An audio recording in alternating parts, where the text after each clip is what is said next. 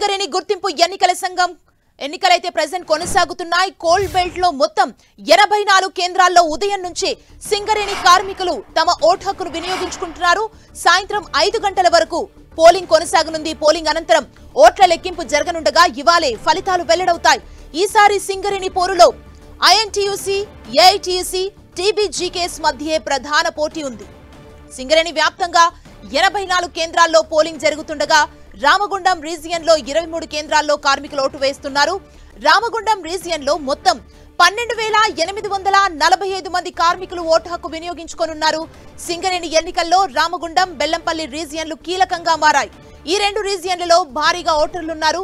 సగానికి పైగా కార్మికులు ఈ రెండు రీజియన్లలోనే ఉండటంతో కార్మిక సంఘాలు ఇక్కడే ఎక్కువ ఫోకస్ పెట్టాయి. కొత్తగూడెం ఏరియాలో 4 కేంద్రాల్లో సింగరేణి ఎన్నికల పోలింగ్ కొనసాగుతోంది.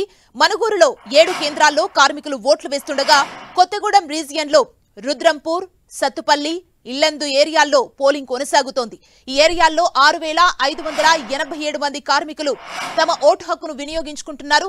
మనుగూరు సింగరేణి వ్యాప్తంగా ఉదయం 8 గంటలకు 13% పోలింగ్ నమోదైంది. భూపాలపల్లి రీజియన్లోనూ 9 కేంద్రాల్లో సింగరేణి ఎన్నికల పోలింగ్ కొనసాగుతోంది. ఇక్కడ 5,410 మంది కార్మికులు తమ ఓటు హక్కు వినియోగించుకుంటున్నారు. ఓటింగ్ అనంతరం సాయంత్రం సుభాష్ కాలనీ సింగరేణి ఫంక్షన్ హాల్లో కౌంటింగ్ జరగనుంది.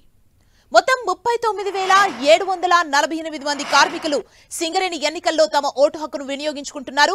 ఎన్నికలు పూర్తయిన తర్వాత శ్రీరాంపూర్, రామగుండం, భూపాలపల్లి, కొత్తగూడెం ఏరియాల్లోని 12 కేంద్రాల్లో కౌంటింగ్ జరుగుతుంది. మొత్తం 650 మంది ఉద్యోగులు పోలింగ్, కౌంటింగ్ విధులు నిర్వహిస్తున్నారు.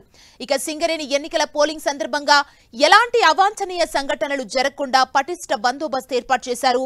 ఒక్కో పోలింగ్ కేంద్రం వద్ద 5 పోలీసుల చొప్పున కేటాయించారు. సింగరేణి కార్మిక సంఘాల గుర్తింపు ఎన్నికలు ఇప్పటి వరకు 6 సార్లు జరగగా ఇవాళ 7వసారి జరుగుతున్నాయి. గత ఎన్నికల్లో 16 యూనియన్లు పోటీ చేయగా ఈసారి 13 కార్మిక సంఘాలు బరిలో నిలిచాయి.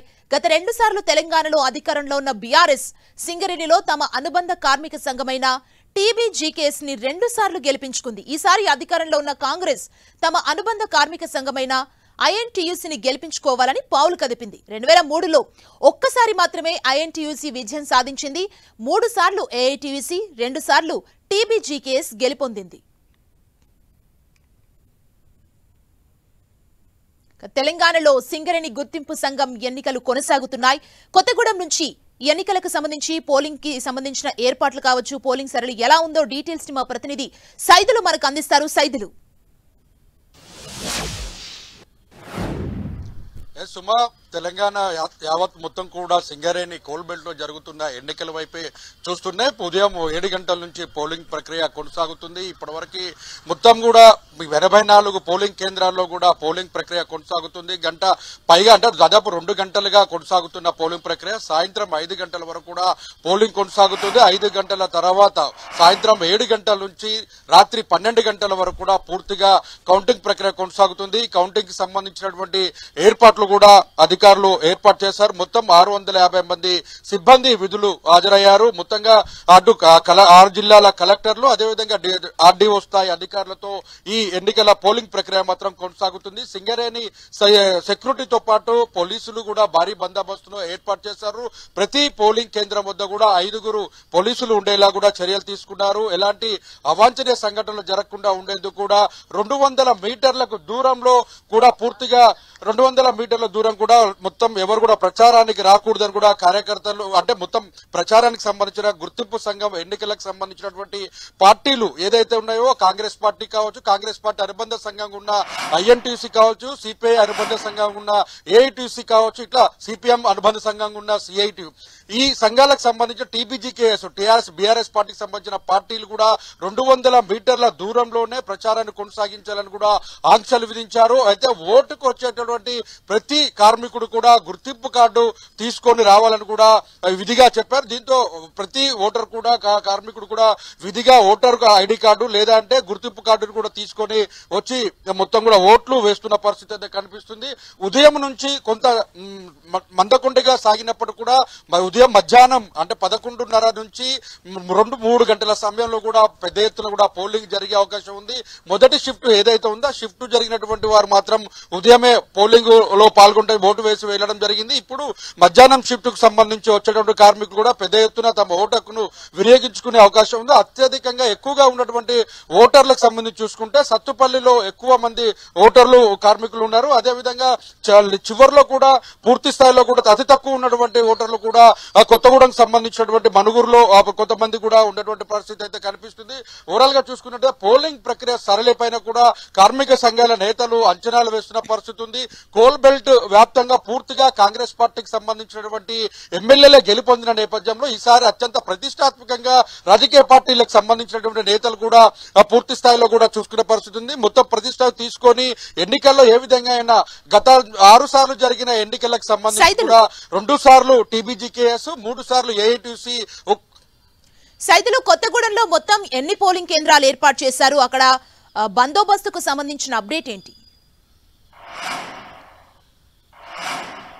మొత్తం ఉమ్మడి ఖమ్మం జిల్లాలో 16 పోలింగ్ కేంద్రాలను ఏర్పాటు చేశారు. ఖమ్మంకి సంబంధించి 3 పోలింగ్ కేంద్రాలు, భద్రాద్రి కొత్తగూడెంకి సంబంధించిన దాంట్లో కూడా 13 ఏర్పాటు చేసిన పరిస్థితి ఉంది. 13కు సంబంధించినటువంటి మొత్తం కూడా ఇక్కడ కార్పొరేట్ కి సంబంధించినటువంటి హెడ్ ఆఫీస్ ఇక్కడే ఉండడంతోనూ హాస్పిటల్ కి సంబంధించిన దాంట్లో కూడా ఓటర్లు ఎక్కువగా ఉన్నటువంటి పోలింగ్ కేంద్రాలుగా చూస్తున్నాం మనం. అయితే మొత్తం కార్మికులు కూడా తమ ఓటు హక్కును కూడా సార్వత్రిక ఎన్నికల్లాగా క్యూ లైన్ లో వచ్చి ఓట్లు వేసే పరిస్థితి ఉంటుంది. వీరంతా కూడా విధులకు హాజరయ్యి ఆ తర్వాత మాత్రమే వచ్చి విధుల్లో మధ్యలో వచ్చి ఓటు వేసే పద్ధతి సిస్టమ్ ఉంటుంది. కాబట్టి ఎవరు కూడా బారులు తీరే పరిస్థితి అయితే కూడా కనిపించడం లేదు. సార్వత్రిక ఎన్నికలకు ఏమాత్రం తీసుకోని విధంగా మొత్తం కూడా సంఘాల నేతలు మాత్రం ప్రచారాన్ని హోరెత్తిచ్చారు. అదే స్థాయిలో కూడా వాళ్ళందరినీ కూడా ఆకట్టుకునే ప్రయత్నం కూడా చేసిన పరిస్థితి ఉంది. విందులు అదే విధంగా ఏర్పాటు చేసి వారందరూ కూడా నగదు పంపిణీ చేస్తారని కూడా ప్రధానమైన ఆరోపణలు కూడా వస్తున్న పరిస్థితి ఉంది.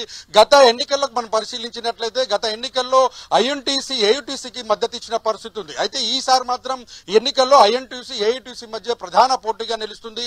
టీబీజీ కేసుకు సంబంధించినటువంటి నేతలు ముందస్తుగానే తాము ఎన్నికల్లో పోటీ చేయడం లేదని నామినేషన్లు వేసిన తర్వాత చేసిన ప్రకటన టీబీజీ కేసులో ఉన్న నేతలకు కొంత గందరగోళాన్ని, కార్మికుల గందరగోళాన్ని కలిగించింది. దీంతో వారంతా కూడా పెద్ద సంఖ్యలో కూడా ఐఎన్టీసీలో చేరారు. ఐఎన్టీసీలో చేరిన తర్వాత తిరిగి మళ్లీ ఎన్నికల్లో పోటీ చేస్తున్న టీబీజీ కేసు నేతలు చేసిన ప్రకటన తర్వాత కొద్దిగా కేడరు తమ గుర్తు ఉంటుంది కాబట్టి ఏ విధంగా సరే ఓటు హక్కును వినియోగించుకోవాలి, టీబీజీ కేసుకు అవకాశం కల్పించాలని కూడా ప్రయత్నాలు చేస్తున్నారు. మొత్తంగా చూసుకున్నట్లయితే ఎన్నికలకు సంబంధించిన దాంట్లో పూర్తిగా రేటివ్ ప్రతిష్టాత్మక తీసుకున్నటువంటి ఎన్నికలకు సంబంధించి మొత్తం కూడా కార్మికులు ఎవరి పక్షాన ఉంటారు. ప్రైవేటీకరణ గతంలో బీజేపీకి సంబంధించినటువంటి ప్రభుత్వం ఎప్పటికీ అంటే వేలం పాటలు కూడా వేలం వేసిన పరిస్థితి కూడా ఉంది. ఓసీలకి వేసిన ప్రైవేటీకరణకు వ్యతిరేకంగా నిలుస్తాము, కార్మికులకు అండగా నిలుస్తామని ఐఎన్టీసీ నేతలు చెప్తున్న నేపథ్యంలో ఒక్కసారిగా ఓటర్ తీర్పు ఎలా ఉండబోతుందో మరి కొద్ది క్షణాల్లోనే మనం కూడా చూసే అవకాశం కనిపిస్తుంది. Thank you Saidulu. ఇక తెలంగాణలో సింగరేణి గుర్తింపు సంఘం ఎన్నికల పోలింగ్ కొనసాగుతోంది. ఇక కరీంనగర్ లో పోలింగ్ కి సంబంధించి మరిన్ని అప్డేట్స్ మా ప్రతినిధి సైదులు అందిస్తారు. సైదులు. ఎట్లా మరి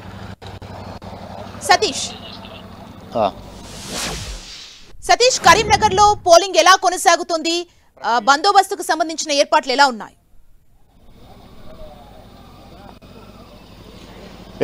ఉదయం 7 గంటలకు సింగరేణిలో ఎన్నికల ప్రక్రియ ప్రారంభమైంది. ప్రస్తుతం కూడా ప్రతి ఒక్క కార్మికుడు